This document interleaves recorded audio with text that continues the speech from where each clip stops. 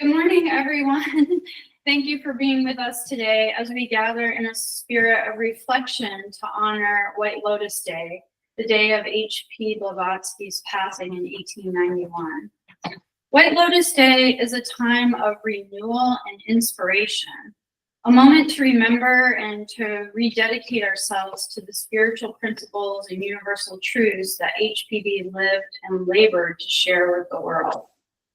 The White Lotus, which gives this day its name, is a powerful symbol representing purity, rebirth, and the soul's emergence from the mud of matter into the light of wisdom. Today, we'll hear selected readings from sacred and theosophical texts that HPB loved and revered, texts that express the inner life, the path of compassion, and the search for truth that she passionately upheld. We'll also take a few moments to remember her life and legacy.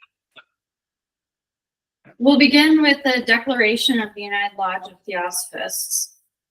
The policy of this lodge is independent devotion to the cause of Theosophy, without professing attachment to any theosophical organization. It is loyal to the great founders of the Theosophical movement, but does not concern itself with dissensions or differences of individual opinion.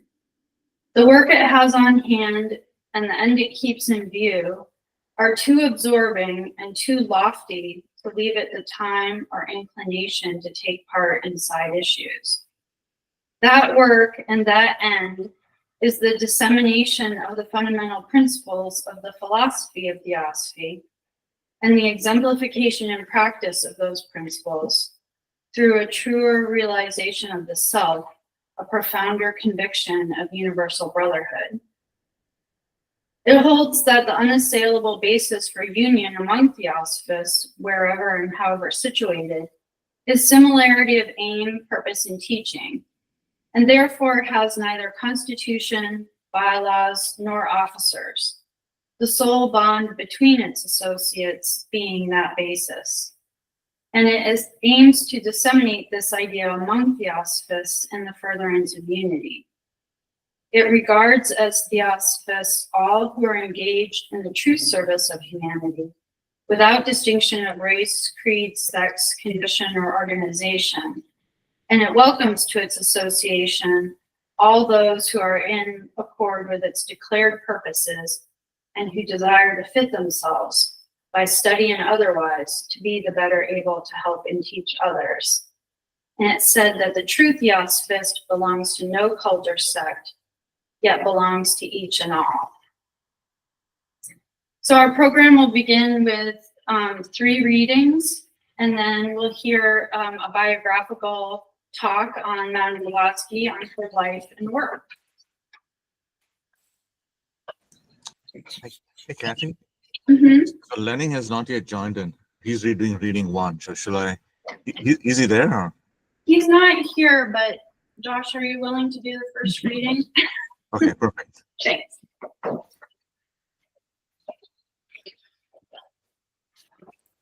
This reading is from the Bhagavad Gita. Krishna is speaking.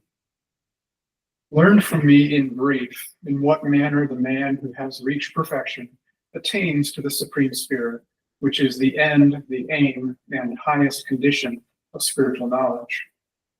Imbued with pure discrimination, restraining himself with resolution, having rejected the charms of sound and other objects of the senses, and casting off attachment and dislike, dwelling in secluded places, eating little, with speech, body, and mind controlled, engaging in constant meditation and unwavering, fixed in dispassion.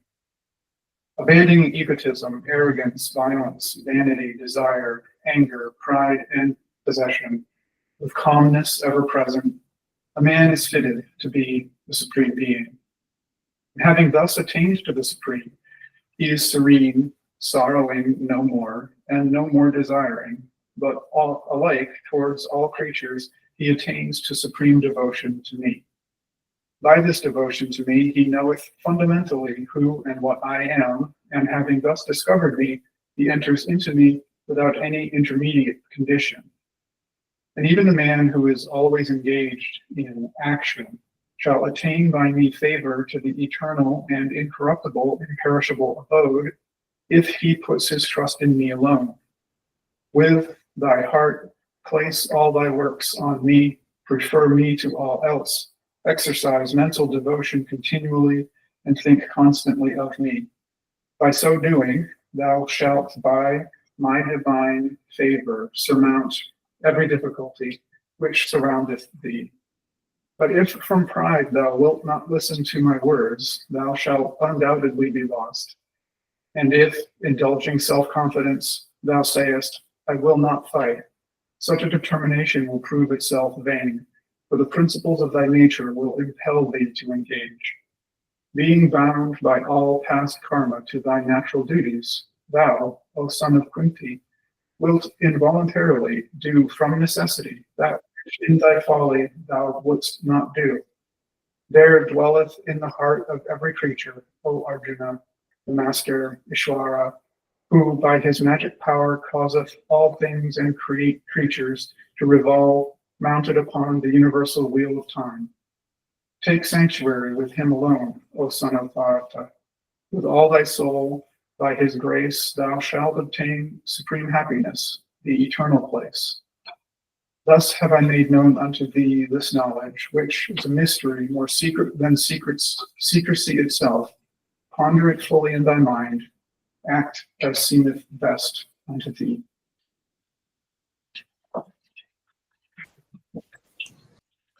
Second reading is from the Light of Asia. Pray not, the darkness will not brighten. Ask not from the silence, or it cannot speak. Vex not your mouthful minds with pious pains. Ah, brothers, sisters, seek. Not from the helpless gods by gift and hymn, nor bribe from blood, nor feed from fruit and cakes. Within yourselves deliverance may be sought. Each man his prison makes. Each had such lordship as the loftiest ones. Nay, for the powers above, around, below. As with all flesh and whatsoever lives, act maketh joy and woe. Whatever hath been bringeth, shall be, and is, worse, better, last for first, and first for last. The angels in the heavens of gladness reap fruits of a holy past. The devils in the underworlds wear out deeds that were wicked in an age gone by. Nothing endures fair virtues waste with time. Foul sins grow purged thereby. Who toiled a slave may now come anew a prince, for gentle worthiness and merit won. Who ruled a king may wander earth in rags, for things done and undone. Higher than Indra's ye may lift your lot, and sink it lower than a worm or gnat. The end of many myriad lives is this, the end of myriads that. Only while turns his wheel invisible, no pause, no peace, no staying place can be. Who mounts will fall, who falls will mount. The spokes go round unceasingly. If ye lay bound upon the wheel of change, and no way were breaking from the chain, the heart of boundless being is a curse, the soul of things fell pain. Ye are not bound, the soul of things is sweet. The heart of being is celestial best. Stronger than woe is will, that which was good hath passed to better best. I, Buddh, who wept with all my brothers' tears, whose heart was broken by a whole world's woe, laugh and am glad, for there is liberty. Ho, ye who suffer, know. Ye suffer from yourselves. None else compels. None other holds you that you live or die. And whirl upon the wheel and hug and kiss its spoke of agony. Its tire of tears is knave of nothingness. Bold, I show you, truth, lower than hell, higher than heaven, outside the utmost stars, farther than Brahm doth well, before beginning and without an end, as space eternal and as surety sure, is fixed a power divine which moves to good, only its laws endure.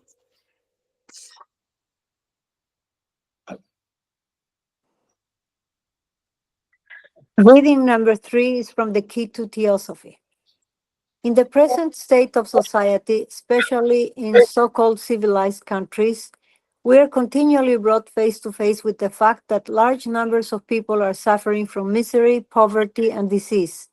Their physical condition is wretched, and their mental and spiritual faculties are often almost dormant.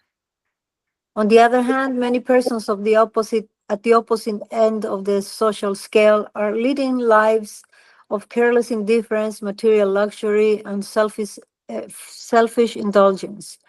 Neither of these forms of existence is mere chance. Both are the effects of the conditions which surround those who are subject to them, and the neglect of social duty on the one side is most closely connected with the stunted and arrested development on the other. In sociology, as in all branches of true science, the law of universal causation holds good. But this causation necessarily implies, as its logical outcome, that human solidarity, on which Theosophy so strongly insists.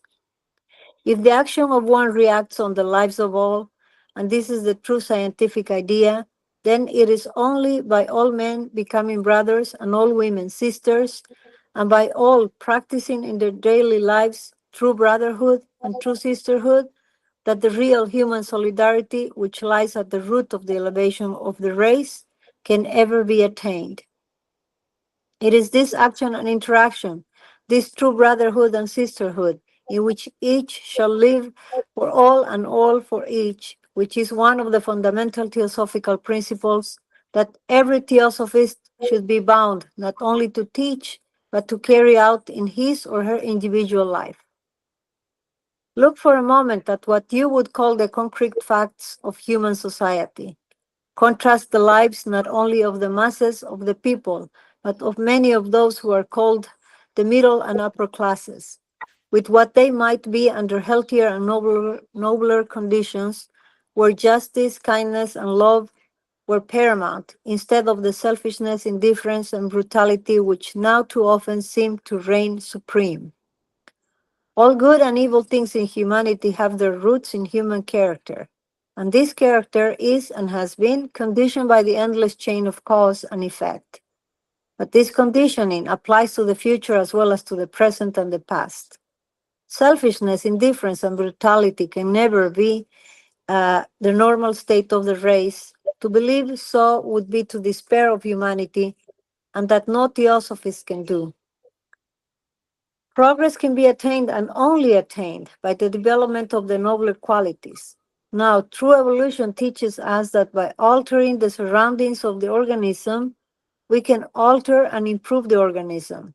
And in the strictest sense, this is true with regard to men. Every theosophist, therefore, is bound to do his utmost to help on, by all the means in his power, every wise and well-considered social effort which has for its object the amelioration of the condition of the poor. Such efforts should be made with a view to their ultimate social emancipation or the development of the sense of duty in those who now so often neglected in nearly every relation of life. Much must necessarily be left to the individual judgment. One general test may, however, be given. Will the proposed action tend to promote that true brotherhood which it is the aim of Theosophy to bring about? No real Theosophist will have much difficulty in applying such a test. Once he is satisfied of this, his duty will lie in the direction of forming public opinion. And this can be attained only by inculcating those higher and nobler conceptions of public and private duties which lie at the root of all spiritual and material improvement. In every conceivable case, he himself must be a center of spiritual action, and from him and his own daily individual life must radiate those higher spiritual forces which alone can regenerate his fellow men. It is this very law of karma which gives strength to all that I have said. The individual cannot separate himself from the race, nor the race from the individual. The law of karma applies equally to all, although all are not equally developed. In helping on the development of others, the Theosophist believes that he is not only helping them to fulfill their karma, but that he is also, in the strictest sense, fulfilling his own. It is the development of humanity, of which both he and they are integral parts, that he has always in view, and he knows that any failure on his part to respond to the highest within him retards not only himself but all in their progressive march. By his actions, he can make it either more difficult or more easy for humanity to attain the next higher plane of being. That concludes reading 3.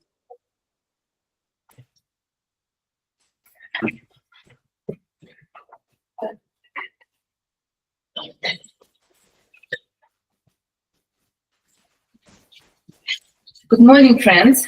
And today the talk is celebrating the White Lotus Day, an incredible life and legacy that Helena Petrovna Blavatsky left us. In researching her life through this wonderful book, that I very much recommend to everyone, it was a bit overwhelming to see the level of her service and commitment and level she went in her life of restless service. That's how I'll probably define her entire life, is a restless service to humanity. She was barely at any place for more than a few years. She was constantly on the move, going between not countries but continents, in bringing the source religion to us and uniting us in the service to humanity. I will do a short biographical review of her life, and actually read verbatim all of the things she did in her life and places she have been, and to give really a feeling and a sense of her dedication and her total, in a way, denial of self and ego, and her own health and her own well-being. That her life was truly a sacrifice for humanity and all of us. Helena Petrovna Blavatsky was born on August 12, 1831, in Dnepropetrovsk, former Yekaterinburg, and that was in Russian Ukraine at the time. And she was born to a very well-known family at that time, very noble family of Russian and Ukrainian descent. She was daughter of Colonel Petrovich von Hahn and the novelist Helena Andreevna. Since her early age, she was exhibiting special powers. She was different. She had the foresight, she had the insight into the both nature of people and nature of the things around her. It is notable to say that she was married at age 16. It was sort of one of these fluke marriages. I believe it was part of some type of a bet that she placed, that her husband, Blavatsky, would marry her, and he did. And at 16, she left home. So a few months after her marriage, she left home, she left the marriage, and she began her travels. So it's really important to put it in perspective. She wasn't 18, she wasn't 20, she wasn't 25, she was 16 when she left home completely by herself and began a journey of her own. And that journey lasted more than 20 years. And this is where she acquired esoteric knowledge, synthesized esoteric knowledge, met the masters, and was led by the masters in her travel. And she also entered Tibet several times. That was at that time an impenetrable place, still a very remote and difficult to penetrate place, both spiritually and physically. She went to places that were at that time completely inaccessible to foreigners. And to think of that she was very young and she was a woman. What hurdles and what challenges she faced at that time, and what unstoppable personality she had. She met the master in London, I believe in Hyde Park. And then since then, her travel and research was guided by the master. It is also guided by the master. She, in 1873, moves to United States, moves to New York. United States perceived to be this rising nation where the message should be delivered from the biggest city of New York, where she settles. And often we perceive that she spent significant time in New York. She actually did not. She was consistently on the go. It is in New York that she began her work on Isis and Veil. And this is where in 1875, she's urged to establish the Philosophical Religious Society. And she does that with co-founders, Mr. Alcott and Judge. And that is from where the Theosophists also being published, where most of the earliest messages of the Theosophy being broadcast through. She does not stay in New York long. The New York hunts her with accusations. There is all the issues with spiritualism. There is a breakdowns within the New York society that perceives her not the way she was, but as sort of promoting spiritualist movements. She decides with Alcott to leave New York and depart for India in 1877. So very soon after she settles in New York, she proceeds to India. And it is in India where where she continues publishing the Theosophists, and they set up Theosophical Society Indian chapter. Again, the same troubles that followed in New York rolled in India. The unfair accusations against her, and her basically deciding that what she expected did not come fully to fruition, but she did plant the Theosophical Society in India. And after that, the visit with Alcott, Sri Lanka. This is where the Buddhism is integrated as well. In fact, the student had a privilege to be in Sri Lanka and see the cave with the painting of HPB. And it was totally random and casual. I did not know it's there. The person who was leading me there didn't know that I would be interested. And I actually stood there. There was a cave portrait of her and Mr. Alcott in some unknown Buddhist cave in Sri Lanka. So after that, after travel to Sri Lanka, and accusations in India that she is deciding to depart, and she moves to Europe, and eventually she settles in London. And this is where in 1884, the Theosophical Society is being formed in London.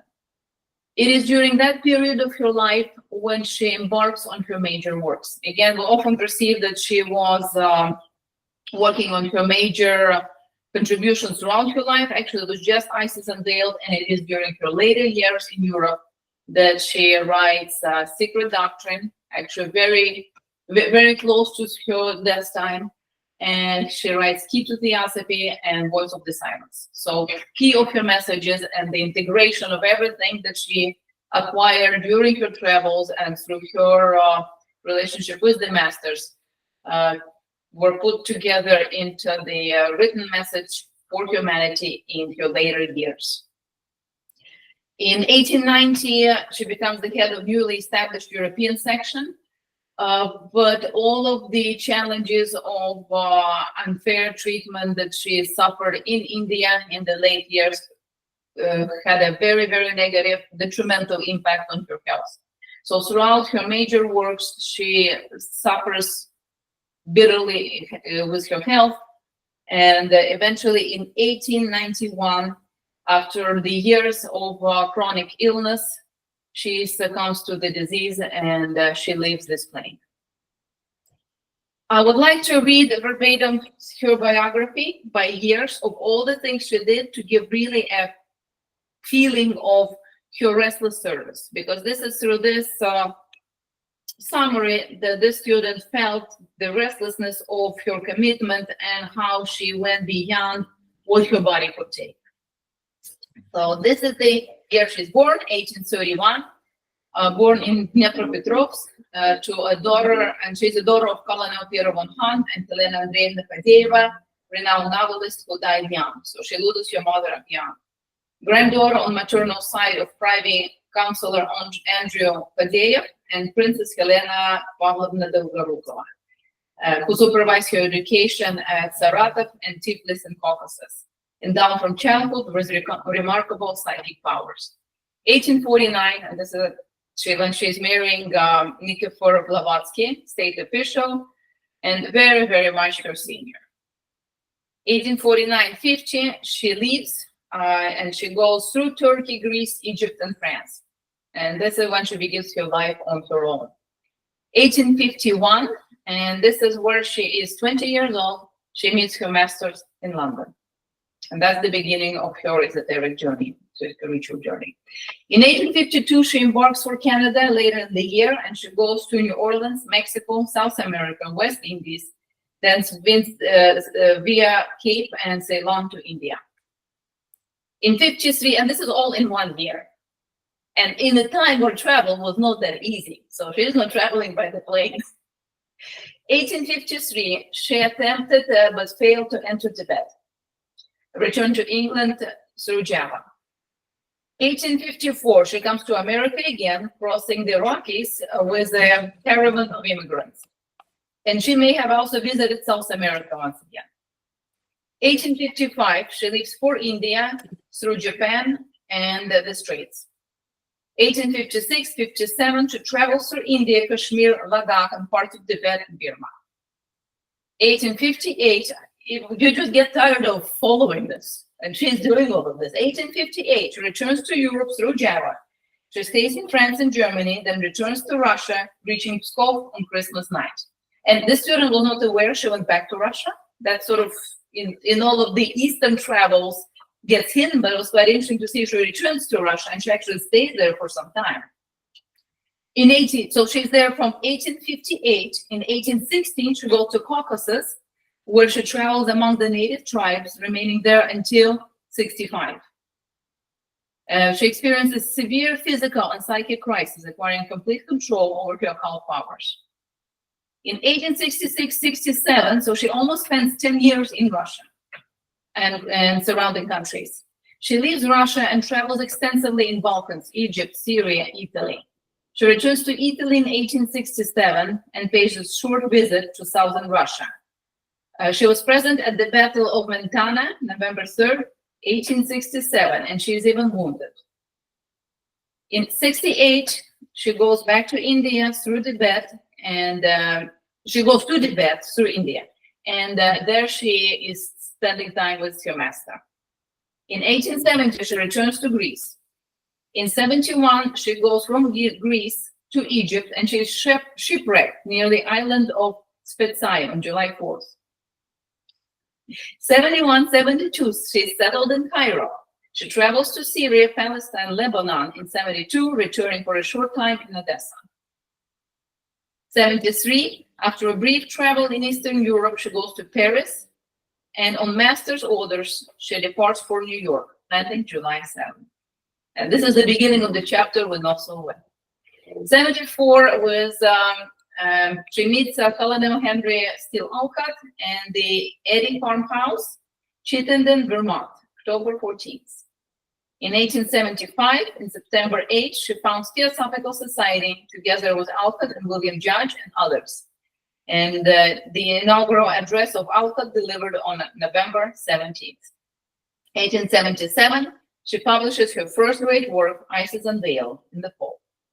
1878, she becomes an American citizen. She's the first Russian to become naturalized and to become U.S. citizen. And she leaves for India with Alcott settling in Bombay right after her naturalization. So she is not settling anywhere. 79, she launches her magazine, The Theosophist, in October, which resulted in rapid growth of theosophical work in India. 82, she transferred headquarters to Adyar, Madras, India. In 84, she leaves for Europe, accompanied by Alcott and after visiting Nice, settles for a while in Paris to work on the secret doctrine. Briefly visited London, moved to Elberfeld, Germany in the fall, went to London in October, and soon after sailed to India, reaching India December 21. In 1885, she's gravely ill. She sails for Naples on March 13th, leaving India for good. After a brief stay at Torre del Greco, settled at Würzburg, Germany, where she wrote a large part of the secret doctrine. In 86, she moves to Ostende, visiting Elberfeld on her way. In 1887, she transfers her residence to London, where Blavatsky Lodge was established, and her second magazine, Lucifer, was launched in September. In 1889, she publishes The Key to Theosophy and The Voice of the Silence.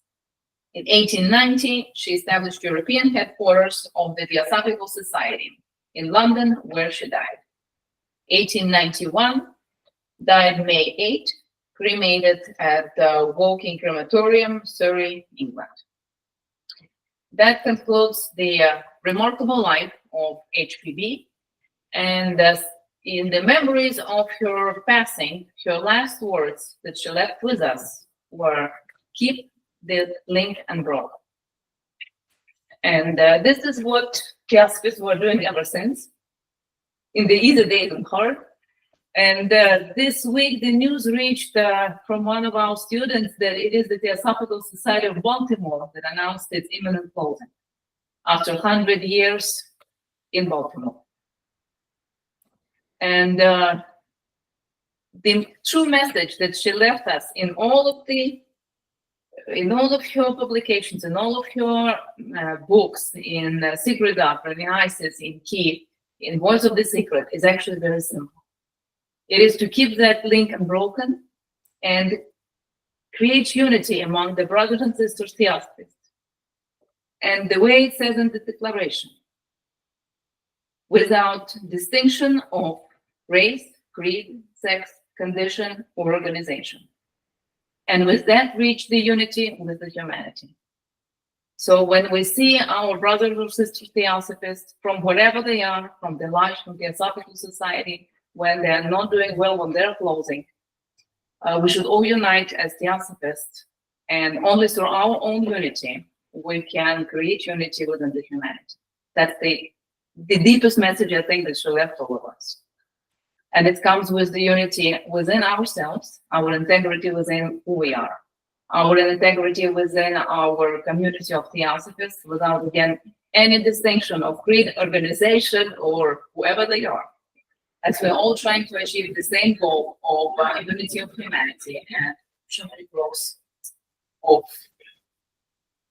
our divine selves, and the all experiencing and being aware of itself through love, and not becoming that all. So on this, I will conclude the celebratory talk for the White Lotus Day, and we'll call to all to keep the link unbroken.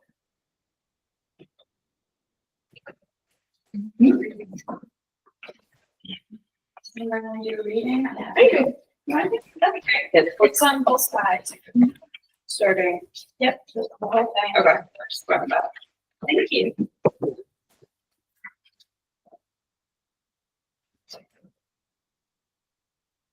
Reading number 4 from the Voice of the Silence. Our hands and sages of the boundless vision are rare as is the blossom of the Unabara tree. Our hands, am I pronouncing that correctly? Arhan. Arhans are born at midnight hour together with the sacred plant of 9 and 7 stalks, the holy flower that opes and blooms in darkness out of the pure dew and on the frozen bed of snow-capped heights. Heights that are trodden by no sinful foot. No Arhan or Lanu becomes one in that birth when for the first the soul begins to long for final liberation. Yet, O thou anxious one, no warrior volunteering fight in the fierce strife between the living and the dead, not one recruit can ever be refused the right to enter on the path that leads towards the field of battle. For either he shall win or he shall fall. Yeah, if he conquers, nirvana shall be his. Before he casts his shadow off his mortal coil, that pregnant cause of anguish and illimitable pain in him will men of great and holy Buddha honor. And if he falls, even then does not fall in vain. The enemies he slew in the last battle will not return to life in the next birth that will be his. But if thou willst nirvana reach, or cast the prize away, let not the fruit of action and inaction be thy voice, thou of dauntless heart. Know that the Buddha has Vita, who liberation changes pronunciation to don the miseries of secret life, is called thrice honored. O thou candidate for woe throughout the cycles. The path is one, disciple, yet in the end twofold. March our stages by 4 and 7 portals. At one end, bliss immediate, and at the other, bliss deferred. Both are merit the reward, the choice is thine. The one becomes the two, the open and the secret. The first one leadeth to the goal, the second to self-immolation. When the permanent is sacrificed, the immutable, the prize is thine. The drop returneth whence it came. The open path leads to the chainless change, nirvana, the glorious state of absoluteness, the bliss past human thought. Thus, the first path is liberation. But path of the second is renunciation, and therefore called the path of woe. That secret path leads the Arhan to mental woe unspeakable, woe for the living dead, and helpless pity for the men of karmic sorrow. The fruit of karma sages dare not still. For it is written, teach to wish go all causes, the ripple of effect as the great tidal wave, thou shalt let run its course. The open way, no sooner hath thou reached its goal, will lead thee to reject the Bodhisvedic body, and make thee enter thrice glorious state of Daha Makaya, which is oblivion of the world and men forever. The secret way leads only to nirvanic bliss, but as the close of kalapas without number. Nirvana's gained and lost from boundless pity and compassion for the world of deluded mortals. But it is said, the last shall be the greatest. Samyak Sambuddha, the teacher of perfection, gave up his self for the salvation of the world by stopping at the threshold of nirvana, the pure state. Thou hast the knowledge now concerning the two ways. Thy time will come for choice, O thou of eager soul, when thou hast reached the end and passed the 7 portals. Thy mind is clear. No more art thou entangled in delusive thoughts, for thou hast learned all. Unveiled stands truth and looks thee sternly in the face. She says, sweet are the fruits of rest and liberation for the sake of self, but sweeter still fruits of long and bitter duty. I, renunciation for the sake of others, of suffering, fellow men. He who becomes Pratika Buddha makes his absence but to his self. The Bodhisattva who has won the battle, who holds the prize within his palm, yet says in his divine compassion, for others' sake, this great reward I yield, accomplishes the greater renunciation. A savior of the world is he. Behold, the goal of bliss and the long path of woe are at the furthest end. Thou canst choose either, O aspirant to sorrow, throughout the coming cycles.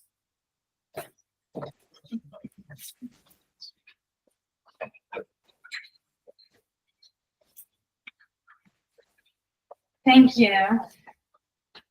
As we bring our White Lotus Day observance to a close, let us carry forward the spirit of this gathering as a quiet flame to guide our thoughts and actions. H.P. Blavatsky's life was one of extraordinary sacrifice, courage, and unwavering dedication to truth.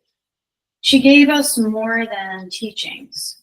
She gave us a living link to the ancient wisdom, and she showed the path of self-transformation rooted in service, study, and compassion. Let us leave here today with strength of purpose. As she once wrote, there is a road, steep and thorny, but yet a road, and it leads to the heart of the universe. May we walk it with open hearts and willing feet. Thank you all for being a part of this observance, and may the wisdom of White Lotus Day bloom within us. So we'll take a break at this point before the study class.